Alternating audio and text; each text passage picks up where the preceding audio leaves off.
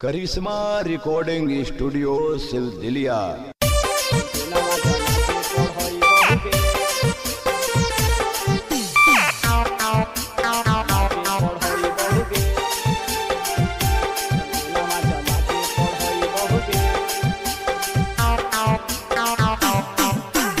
पढ़ही ट्यूशन बार बार तो फेल कैसे तो हो वही गे।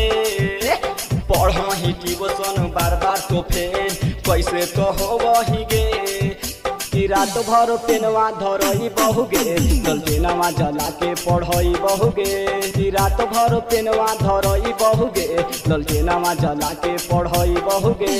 छोटे तू कपड़ा पेन्ही के छौड़ी पढ़े तू जाही गे। छोटे तू कपड़ा पेन्ही के छौड़ी पढ़े तू जाही गे।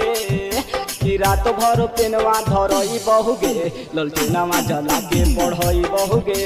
कि रात भर पेनवा धरई बहुगे ललटेनवा जला के पढ़ई बहुगे। ललटेनवा जला के पढ़ई बहुगे, जला के पढ़ई बहुगे,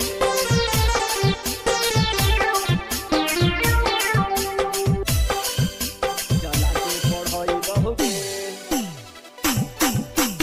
पैसा तो मिलो हो पढ़े खातिर लिपस्टिक खरीदही गे। पैसा तो मिलो हो पढ़े खातिर लिपस्टिक खरीदही गे।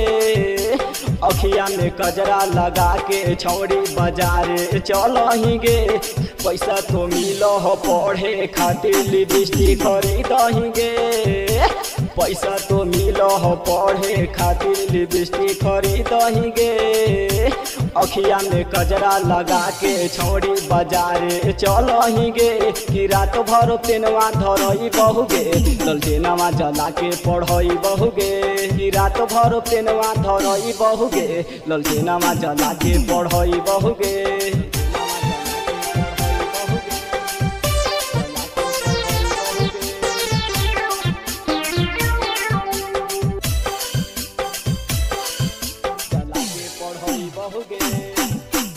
लाग हो कोचिंग बहाने के छौड़ी मिले तू जाही गे।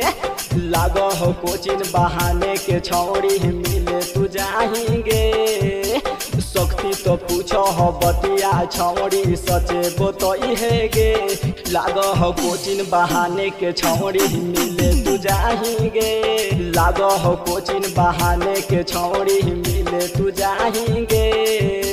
शक्ति तो पूछो हो बतिया छौड़ी सचे बोतई है गे। कि रात भर पेनवा धरई बहुगे ललटेनवा जला के पढ़ई बहुगे। कि रात भर पेनवा धरई बहुगे ललटेनवा जला के पढ़ई बहुगे।